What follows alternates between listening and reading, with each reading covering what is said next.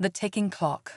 The vastness of space stretched out before Nara as a small craft hurtled towards the blue-green orb that was Earth. Her delicate fingers, each tipped with a bioluminescent pad, danced across the control panel, making minute adjustments to her trajectory. The soft glow from her skin cast an eerie light in the cramped cockpit, a constant reminder of the clock ticking away inside her very cells. Nara was a Zephyrian, a species known throughout the galaxy for their ethereal beauty and advanced empathic abilities. But for all their evolutionary advantages, the Zephyrians carried a burden that few other races could comprehend. Without forming a deep psychic bond with a compatible mate by their 30th solar cycle, their bodies would begin to shut down, a process they grimly referred to as deactivation. At 29 solar cycles and 350 rotations, Nara was dangerously close to her deadline. She had exhausted every option on her homeworld and in the nearby star systems. Earth, with its billions of diverse inhabitants, was her last desperate hope. As her ship entered Earth's atmosphere, Nara felt the familiar surge of anxiety. The Zephyrian High Council had strictly forbidden contact with Earth, deeming the planet's inhabitants too volatile and unpredictable. But faced with the alternative, a slow, lonely fading into oblivion, Nara had chosen to break this sacred law. The entry was rough, her small craft bucking against the planet's atmosphere. Nara gritted her teeth, her luminescent skin flickering with the effort of maintaining control. She had aimed for a remote area, hoping to avoid immediate detection. As the ground rushed up to meet her, Nara braced for impact. The crash landing was jarring, but her ship's advanced technology protected her from serious harm. As the dust settled, Nara took her first breath of Earth's air, rich, heavy, and filled with unfamiliar scents. She emerged from the craft on shaky legs, her large, iridescent eyes blinking rapidly to adjust to the harsh sunlight. The landscape before her was a riot of green, trees and grass stretching as far as she could see. The wind rustled through the leaves, creating a symphony of sound that overwhelmed her sensitive hearing. Nara took a moment to center herself, drawing upon the meditation techniques she had learned as a child. With a heavy heart, she activated her ship's cloaking device and self-destruct sequence. In a matter of minutes, the only connection to her home world disintegrated into a fine, harmless dust. There was no going back now. Nara reached into a hidden pocket in her form-fitting jumpsuit and pulled out a small device, a universal translator that would allow her to understand and communicate with the locals. She affixed it behind her ear, wincing slightly at the brief pinch as it interfaced with her nervous system. Now came the challenging part, finding civilization and somehow integrating herself without causing panic. Nara knew her appearance was striking by human standards. Her skin, a pale lavender hue that seemed to shimmer with an inner light, was unlike anything on Earth. Her eyes, large and lacking pupils, were a swirling mix of silver and violet. And then there was her hair, if it could be called that, a crown of delicate, translucent tendrils that floated around her head like a living halo. Nara closed her eyes and reached out with her empathic senses. In the distance, she felt the faint buzz of multiple consciousnesses, a human settlement. Taking a deep breath, she began to walk, her bare feet sinking slightly into the soft earth with each step. As she walked, Nara contemplated her situation. The bond she sought was not merely a physical connection, but a melding of minds and spirits. Zephyrians were not a reproductive species in the traditional sense. Instead, when two compatible Zephyrians formed a bond, their combined essence would eventually coalesce into a new being, a child of their shared consciousness and experiences. But Nara was far from home, and there were no other Zephyrians on Earth. Her only hope was to find a human with a mind open and strong enough to form a semblance of the bond she needed. It was a long shot, but it was all she had. The sun was setting by the time Nara reached the outskirts of a small town. She paused at the tree line, her heart racing as she observed the unfamiliar structures and vehicles. Lights were flickering on in windows, and she could hear the distant sounds of voices and music. Gathering her courage, Nara stepped out of the forest and onto a paved road. She had barely taken a few steps when a bright light suddenly illuminated her. She froze, raising a hand to shield her sensitive eyes. "Holy shit!" a voice exclaimed. The light dimmed slightly, and Nara found herself face to face with her first human, a man in some sort of uniform, half out of a vehicle with flashing lights on top. I come in peace," Nara said, the words feeling clumsy on her tongue despite the translator's aid. The man, a local law enforcement officer, Nara would later learn, stared at her in shock for a long moment before seeming to shake himself out of it. "Ma'am, I'm going to need you to stay right there," he said, his voice a mix of authority and uncertainty. Nara nodded, remaining still as the officer radioed for backup, his eyes never leaving her. She could feel his emotions roiling: fear, confusion, and a deep sense of awe. It was overwhelming, and she had to consciously dampen her empathic reception to avoid being swept away by it. Within minutes, more vehicles arrived, and Nara found herself surrounded by a mix of law enforcement and what appeared to be medical personnel. They kept their distance, voices hushed as they debated what to do. "Please," Nara said, her voice carrying clearly in the evening air. "I need your help. I mean no harm to anyone on your world." A woman in a white coat stepped forward, her curiosity seemingly overriding her caution. What are you?" she asked. Nora took a deep breath. "I am Nora, of the planet Zephyr. I've come to Earth seeking a connection that will save my life." The admission seemed to break some sort of tension in the group. Questions began to fly from all directions, and Nara did her best to answer them calmly and honestly. Yes, she was an alien. No, she wasn't here to invade. Yes, she needed help. As the initial shock wore off, Nara found herself being ushered into an ambulance. The human medical professionals were fascinated by her biology, exclaiming over her bioluminescence and unique vital signs. Throughout it all, Nara remained as cooperative as possible, understanding their need to ensure she posed no threat. But with each passing hour, she felt the pressure mounting. Time was running out, and she was no closer to finding the connection she so desperately needed. As dawn broke over the small town, news of Nara's arrival had spread like wildfire. Government officials arrived, along with teams of scientists eager to study Earth's first confirmed extraterrestrial visitor. Nara submitted to their tests and questions with growing wariness. It wasn't until late in the afternoon that someone finally asked the crucial question. Dr. Amelia Chen, a xenobiologist hastily flown in from a nearby university, sat across from Nara in the makeshift containment room. "Nara," she said gently, "you mentioned needing a connection to save your life. Can you explain what you meant by that?" Nara looked into the doctor's kind eyes and decided to take a chance. With careful words, she explained the Zephyrian life cycle, the need for a psychic bond, and the consequences of failing to form one. Dr. Chen listened intently, her expression growing more concerned as Nara spoke. "And how long do you have?" she asked when Nara had finished. Nara closed her eyes briefly, feeling the weight of her situation anew. "By your Earth calendar, approximately 2 weeks." The revelation sent shockwaves through the facility. Suddenly, Nara was no longer just an object of scientific curiosity. She was a living being facing a death sentence. The race to save her life had begun. As night fell once more, Nara stood at the window of her room, gazing up at the unfamiliar stars. She placed a hand against the cool glass, her skin dimming slightly with her somber mood. Somewhere out there was her home, a place she might never see again. But here, on this strange and beautiful world, was her only chance at survival. With a soft sigh, Nora turned away from the window.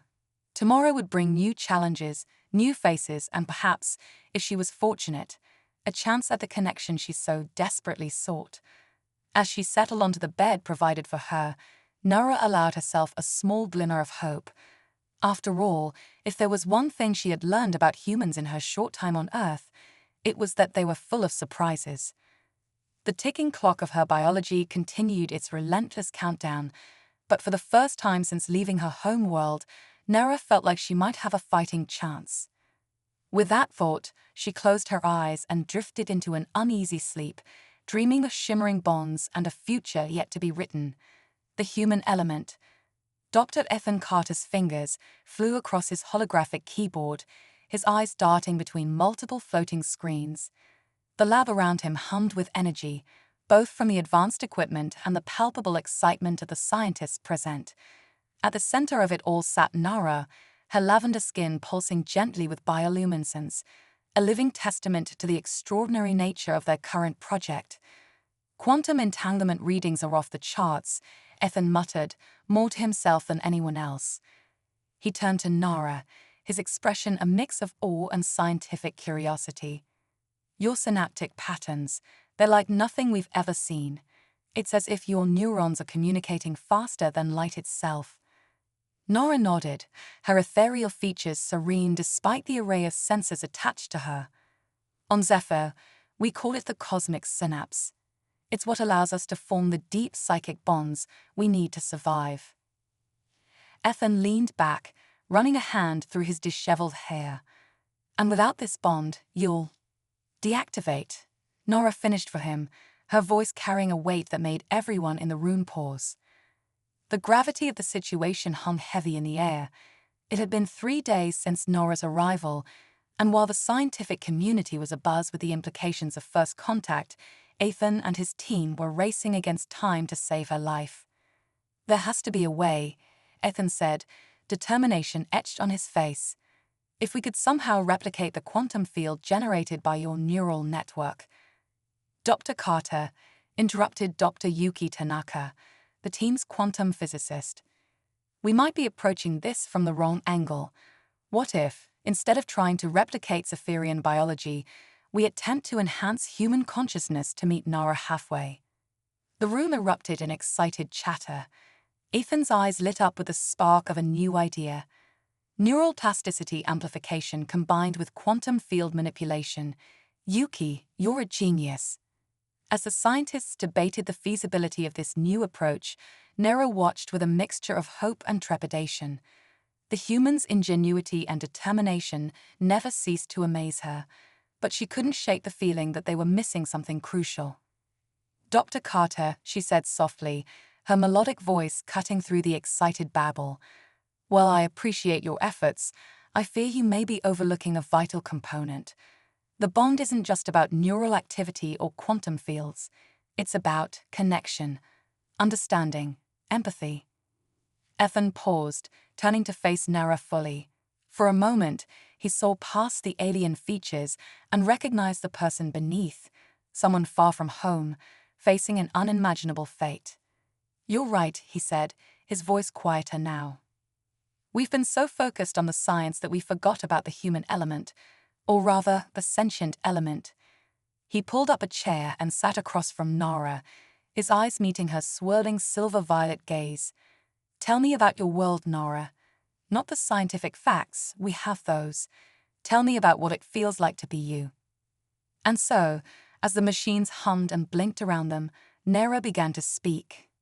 She told Ethan of the crystal forests of Zephyr, where the trees sang with the wind. She described the great empathy, a planetary consciousness that all Zephyrians could tap into. She spoke of the joy of sharing thoughts and feelings so completely with another being that the boundaries between self and other blurred. As Nora spoke, something extraordinary began to happen. The sensors monitoring her neural activity started to show unusual patterns. Ethan, engrossed in her story, didn't notice at first, but Dr. Tanaka did. Dr. Carter, Yuki said urgently, look at this. Ethan reluctantly tore his gaze from Nara and looked at the screen Yuki was pointing to. His eyes widened in shock. The display showed 2 neural patterns, Nora's alien brainwaves, and right beside them, a human's, his own. They're synchronizing, Yuki whispered in awe. Ethan felt it then, a warmth in his mind, a sense of something vast and beautiful just beyond his reach. He looked back at Nara and saw tears glistening in her otherworldly eyes. You felt it, didn't you? Nora asked, her voice trembling with emotion. The beginning of a bond. Ethan nodded, too overwhelmed to speak. The implications were staggering.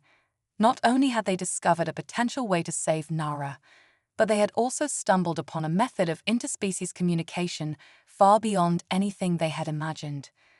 The breakthrough sent shockwaves through the scientific community and beyond. As news spread, debates raged about the ethical implications of human-alien bonding. Some hailed it as the next step in human evolution, a way to reach the stars through shared consciousness. Others feared it, seeing it as a threat to human identity and autonomy. Amid the growing storm of public opinion, Ethan and Nara found themselves drawn closer together. Each day spent in the lab brought new discoveries, not just about Zephyrian biology, but about the very nature of consciousness itself. But as their bond grew stronger, so did the opposition to their work. Government officials, concerned about national security, began to pressure the lab for results and containment protocols. Religious groups protested what they saw as an affront to human spirituality. And in the shadows, more sinister forces moved, seeing in Nara and her abilities an opportunity for power and control. One evening, as the sun set over the research facility, Ethan found Nara in the lab's small garden, a place she often went to find peace amid the chaos of their work. She stood with her eyes closed, her luminescent skin glowing softly in the twilight. "They're afraid of me," Nara said without opening her eyes, sensing Ethan's approach through their growing bond. Ethan sighed, moving to stand beside her. "They're afraid of what they don't understand. It's an unfortunate human trait." Nora turned to him, her eyes swirling with emotion. "And you, Ethan, are you afraid?" He considered her question carefully. "I'm afraid of failing you," he admitted. "I'm afraid of what might happen if we can't complete the bond in time. But I'm not afraid of you, Nora, or of what we're discovering together." Nora smiled, an expression that never failed to take Ethan's breath away. She reached out, her bioluminescent fingertips gently touching his temple. In that moment, Ethan felt a surge of emotions and images, not just Nora's, but echoes of countless other consciousnesses, stretching back through time and across the vastness of space. "This is what we could be," Nora whispered. "Not just you and I, but all of us, humans, Zephyrians, and whoever else is out there among the stars, connected, understanding, whole." As the vision faded, Ethan found himself blinking back tears. The beauty and potential of what Nara had shown him were overwhelming, but so were the challenges they faced. "We're running out of time," he said, his voice rough with emotion. "Your condition."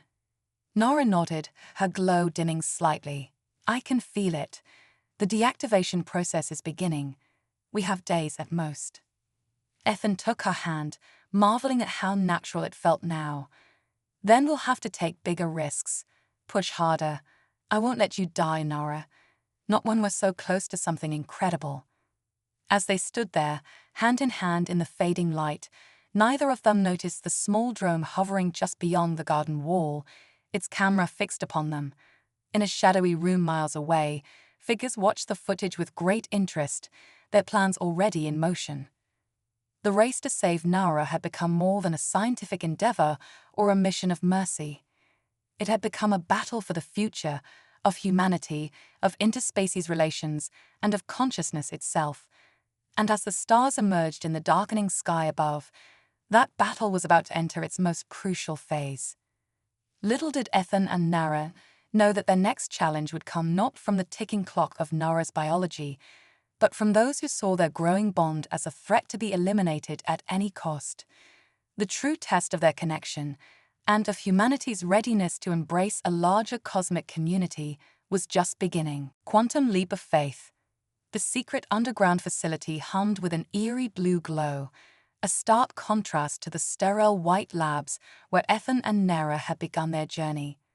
Dr. Samantha Reeves, a rogue quantum physicist with a reputation for pushing ethical boundaries, stood before a massive spherical chamber. Her eyes gleamed with a mixture of scientific fervor and something darker.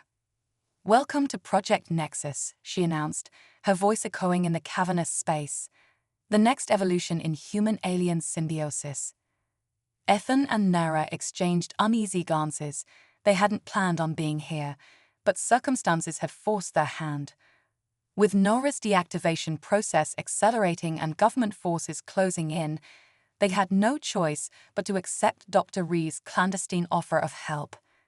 "How exactly does this work?" Ethan asked, eyeing the ominous sphere warily.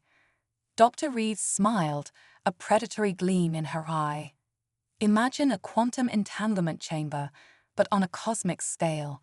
It doesn't just link particles, it links minds, souls, entire existences across the multiverse." Nora stepped forward, her bioluminescence pulsing with a mix of fascination and apprehension. "You're suggesting we could forge a bond that transcends not just species, but realities?" "Precisely," Dr. Reeves nodded. "But it comes with risks. The human mind was never meant to perceive multiple realities simultaneously. The cosmic awareness could shatter your psyche, or elevate it to godlike levels." Ethan frowned. "This sounds dangerously close to playing God, Dr. Reeves." "Perhaps," she shrugged. "But isn't that what science has always done? Push the boundaries of the possible, reach for the divine." As they debated the ethics and implications, alarms suddenly blared throughout the facility. Security feeds flickered to life, showing armed forces storming the upper levels. "It's now or never," Dr. Reeves urged, already initiating the chamber's startup sequence. Ethan turned to Nara, his heart pounding. "It's your call. I'm with you, whatever you decide." Nora's eyes swirled with emotion, her form shimmering as the deactivation process continued its relentless march. "We have no choice.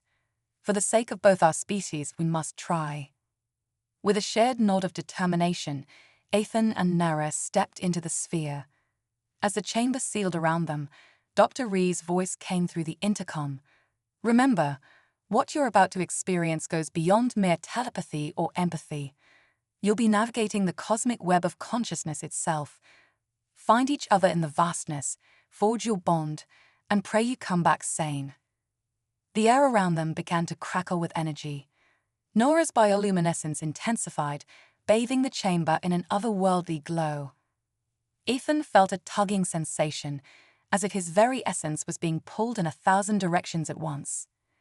And then, in a burst of light and sensation, their consciousnesses exploded outward. Ethan found himself adrift in an ocean of realities. He saw countless versions of Earth, of humanity, of himself, scientist, warrior, artist, villain. He witnessed the rise and fall of civilizations across 1,000,000 worlds, felt the birth and death of stars. Nora's experience was equally profound. She relived the entire history of her species, felt the collective joy and sorrow of every Zephyrian who had ever lived. She saw potential futures where her kind spread across the galaxy, and others where they faded into cosmic memory. Amidst the overwhelming flood of experiences, Ethan and Nara struggled to find each other. Their minds called out across the vastness, seeking that familiar connection. In one reality, there were revolutionaries fighting against an oppressive regime that banned interspecies relationships. In another, they were the last survivors of their respective races, seeking solace in each other as their worlds crumbled. With each alternate version they encountered, their understanding of each other deepened. They felt the full spectrum of what their relationship could be: friends, lovers, enemies, saviors. As their journey through the multiverse continued, they began to notice patterns, cosmic threads that seemed to bind their fates together across realities. It was as if the universe itself wanted them to find each other, to forge a connection that transcended the barriers of species and space-time. Back in the chamber, Dr. Reeves watched the readings with growing excitement. The energy levels were off the charts, far beyond anything she had theorized. Whatever was happening inside that sphere was rewriting the laws of physics and consciousness. Suddenly, the facility shook with a massive explosion. The armed forces had breached the lower levels. Dr. Reeves glanced anxiously at the chamber. "Come on," she muttered. "Find each other." complete the bond. Inside the cosmic web, Ethan and Nera's consciousnesses finally converged. In that moment of connection, they understood everything: the true nature of reality, the interconnectedness of all beings, the infinite potential of the mind.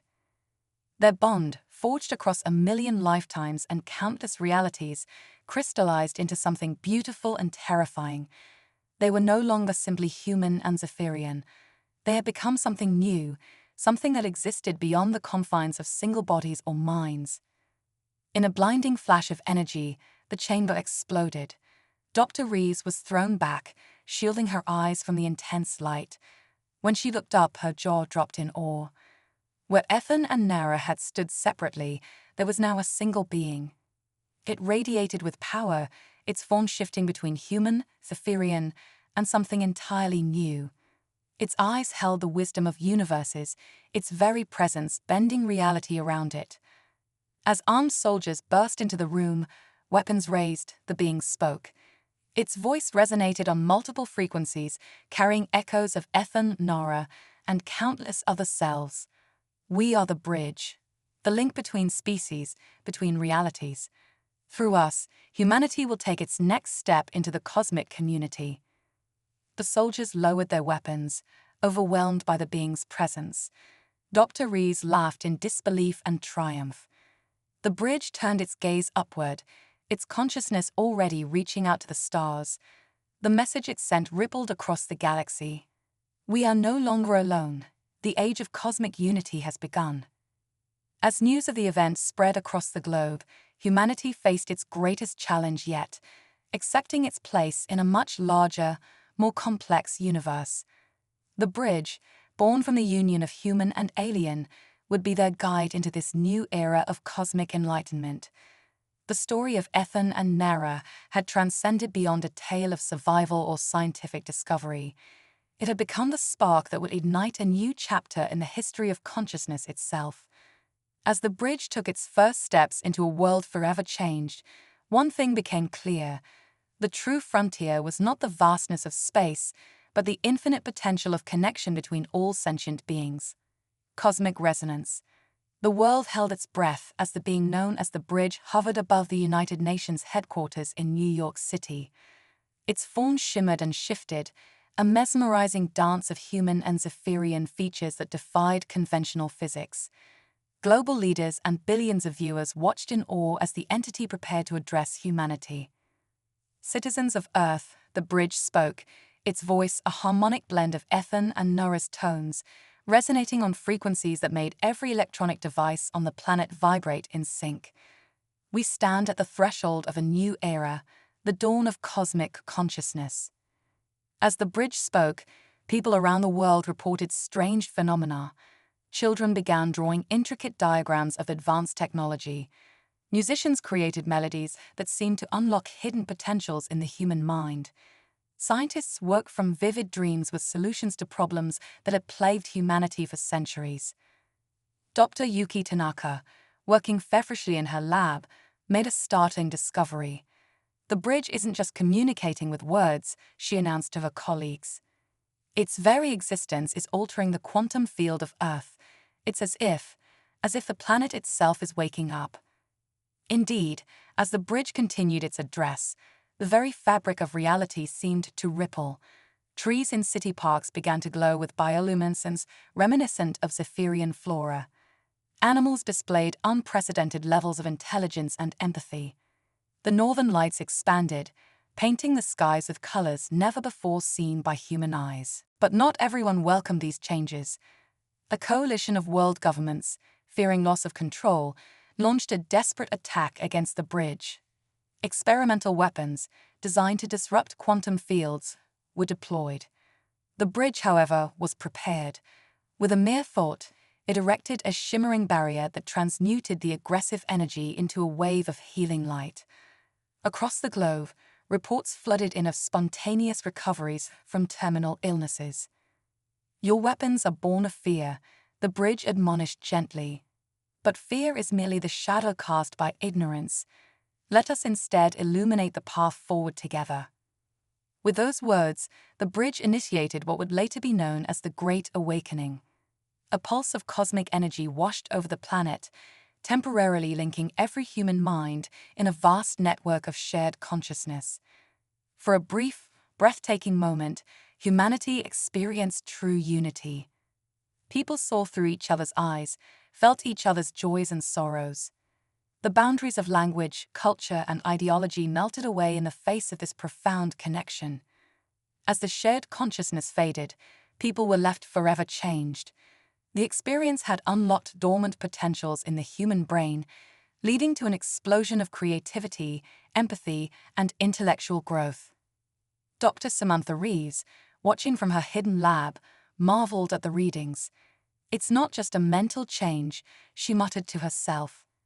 Human DNA itself is evolving, incorporating aspects of Zephyrian genetics. We're witnessing the birth of a new species, Homo cosmicus. The bridge, sensing the transformations occurring, knew its work was not yet done. With a gesture, it opened a shimmering portal in the sky, a gateway to the stars. "The universe awaits," it announced. But true exploration begins within. Embrace your new gifts, learn to resonate with the cosmic symphony, and you will find your place among the celestial community. As millions of newly awakened minds reached out, humanity made its first telepathic contact with other alien races. The galactic neighborhood, it turned out, was far more populous and diverse than anyone had imagined. But the greatest discovery was yet to come. As humans delved deeper into their newfound abilities, they began to perceive layers of reality beyond the physical. The bridge had unlocked access to what some called the Akashic Records, a cosmic repository of all knowledge and experience across the multiverse. Philosophers and scientists alike grappled with the implications.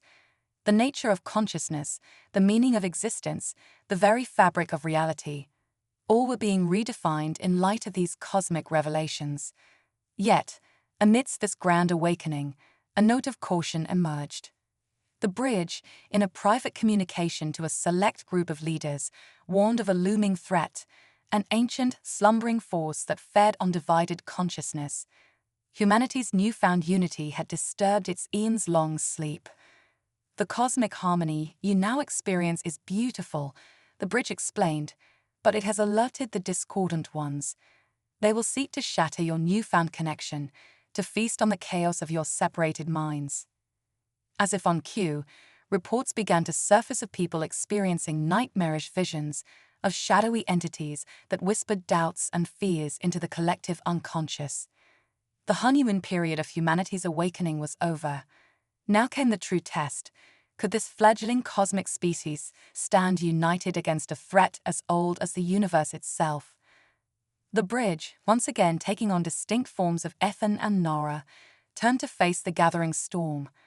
"We have shown you the path," they said in unison, their voices filled with both love and determination. "Now you must choose to walk it together." As humanity stood on the precipice of its greatest challenge, the story of an alien seeking connection and a human willing to transcend his limitations had become the catalyst for a cosmic revolution. The true battle for the soul of the species, and perhaps the universe itself, was about to begin. Harmonic convergence. The discordant ones struck with terrifying swiftness. Across the globe, people clutched their heads in agony as a cacophony of psychic noise threatened to shatter the newfound cosmic harmony. The sky darkened, not with clouds, but with swirling vortexes of negative energy that seemed to devour light itself. Dr. Yuki Tanaka, her lab now a nexus of global resistance, shouted over the din of alarms and panicked voices. "It's a mimetic virus. They're attacking the collective consciousness itself." The bridge, its form flickering between Ethan and Nara, and their unified state, hovered above the chaos. Humanity, it broadcast on all frequencies. Your greatest weapon is not technology, but the resonance of your united minds. Remember the harmony. As the psychic assault intensified, an unexpected hero emerged. 14-year-old Zhou Chen, a previously unremarkable student from Singapore, suddenly sat up in her bedroom, eyes glowing with an inner light. Her hands moved in intricate patterns, weaving strands of visible energy. "She's creating a firewall," Dr. Tanaka exclaimed, watching Zoe's actions replicate across her monitors. A psychic defense against the discordant one's attack. Inspired by Zoe's actions, other awakened humans began to join in. A global network of consciousness defenders formed, each person contributing their unique mental code to strengthen the collective shield. The discordant ones, sensing resistance, intensified their assault. Shadow tendrils reached down from the vortexes, attempting to possess those with weaker psychic defenses. But for each person who faltered, two more stepped up, lending their mental strength to shield their fellows. In New Delhi, a group of Buddhist monks entered a deep meditative state, projecting a sphere of calm that countered the chaotic energies. In Rio de Janeiro, a samba school spontaneously erupted into a performance so joyous that it created a beacon of positive energy, repelling the shadows. The bridge, seeing humanity's potential unleashed, initiated the next phase of defense. Channel your energy through us, it instructed. We will amplify and focus your collective will. As millions of minds connected with the bridge, its form began to grow, expanding into a shimmering, planet-sized lattice of pure consciousness. The lattice pulsed with the combined hopes, dreams, and determination of humanity. The discordant ones, faced with this unprecedented unity, launched their final desperate attack, a beam of pure anti-consciousness, capable of unraveling the very fabric of reality, shot towards Earth. In that moment, something remarkable happened. The bridge's lattice morphed, taking on the shape of a massive cosmic tree, a visual representation of Yggdrasil, the world tree of Norse mythology, the bow tree of Buddhist tradition, and countless other cultural symbols of interconnectedness. As the anti-consciousness beam struck, the cosmic tree absorbed and transmuted the energy. Its roots, which extended beyond the visible universe, drew upon the power of creation itself. The tree's leaves, each one a shimmering representation of an individual human mind, began to glow with an inner light.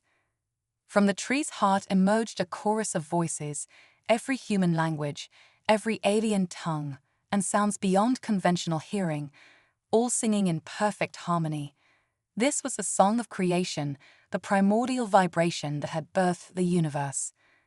The discordant ones, entities of pure chaos and division, could not withstand this ultimate expression of unity.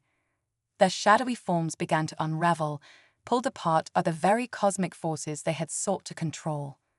As the last of the dark entities dissipated, the cosmic tree gently retracted, once again becoming the bridge. But something had fundamentally changed. The bridge was no longer just Ethan and Nara, nor was it a separate entity. It had become a living conduit for the collective consciousness of humanity and its alien allies. Zhou Chen, the young girl who had first created the psychic firewall, stepped forward as the bridge descended. "We understand now," she said, her voice carrying the wisdom of ages. "The bridge isn't something external. It's the connection between all of us, the potential that lies within every conscious being."